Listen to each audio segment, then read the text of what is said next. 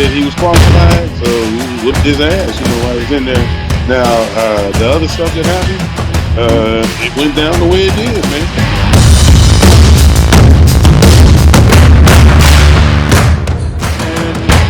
I would like to wish you all the Brits to go fuck yourself.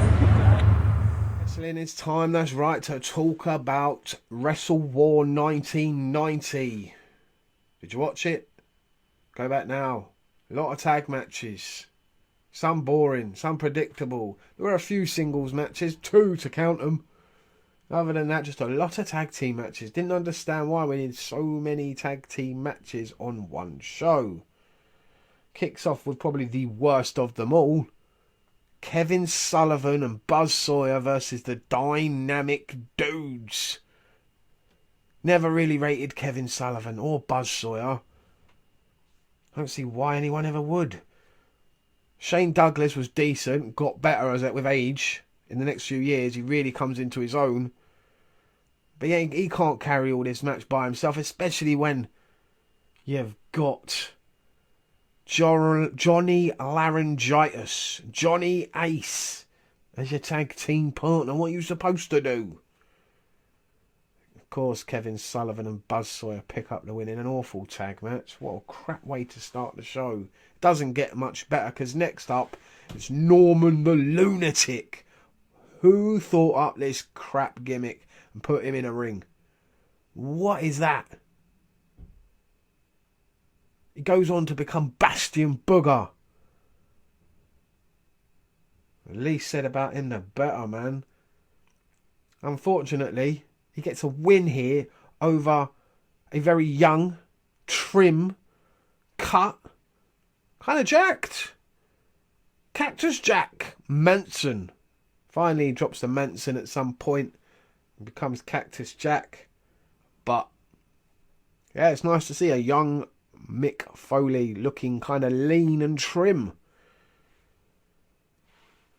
The show gets better though with the next match. Thank goodness. Yeah, it's a tag match, but we know when you say these two names, you're going to get a very good tag match. And that's what we got here with the Rock and Roll Express against the Midnight Express.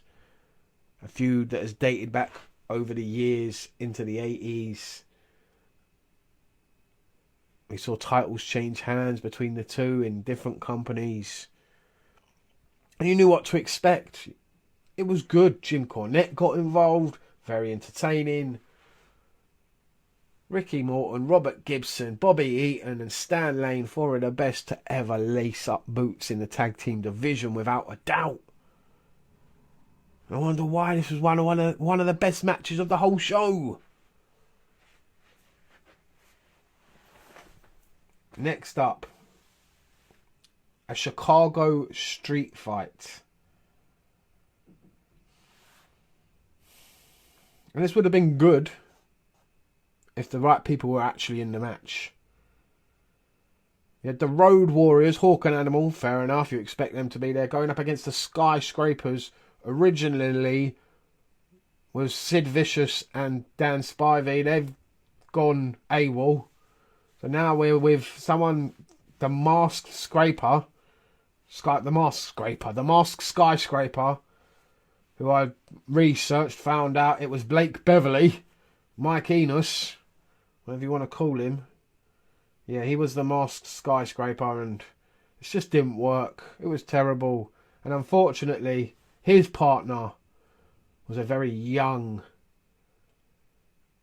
very pale ginger Mark Calloway, or as he was called here, Mean Mark Callis. And he didn't stick around for very long. He was like, "No, I'm done with this, man." I don't blame him. He just left his Masked Skyscraper tag team partner to get hit with a Doomsday device. 1, 2, 3, it was all over. The Road Warriors picked up a win in a 5-minute match. Tells you everything you need to know. Next up, another tag team match. Titles on the line though. And I had people complaining today that there are too many titles. Back then, WCW, NWA, they had a ton of them. They got 2 tag team championships in one show. Yeah, people complaining. Behave. Brian Pillman and Tom Zenk defeated the Fabulous Freebirds in a decent tag match, actually. Went about 25 minutes. Was good though. Good workers in the match. Enjoyable. Probably the best tag match of them all. Apart from maybe the Midnight versus the Rock and Roll. That kind of topped it for me. This was okay. Passable at best.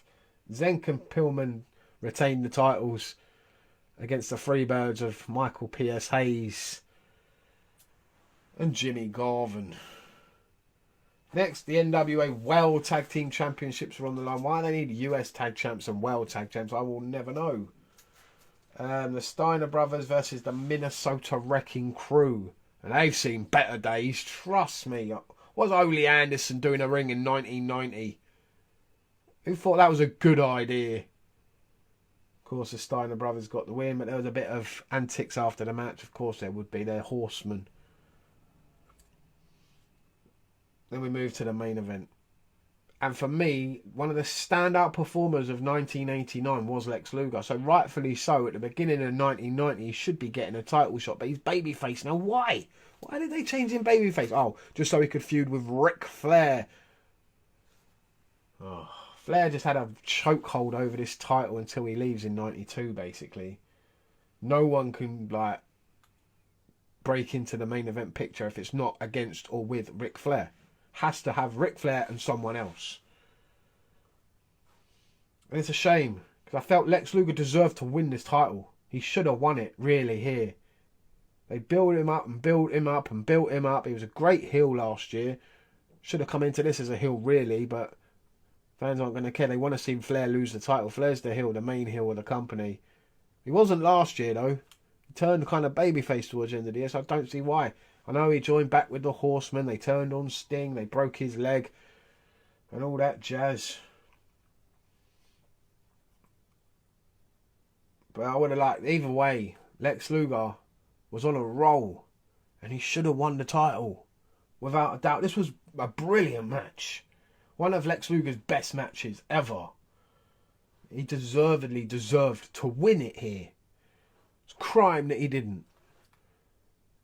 At this time, in both top companies, there are one geezer in each company. They've got a chokehold over the title, and they're not letting anyone else break through. Oh, what could have been different?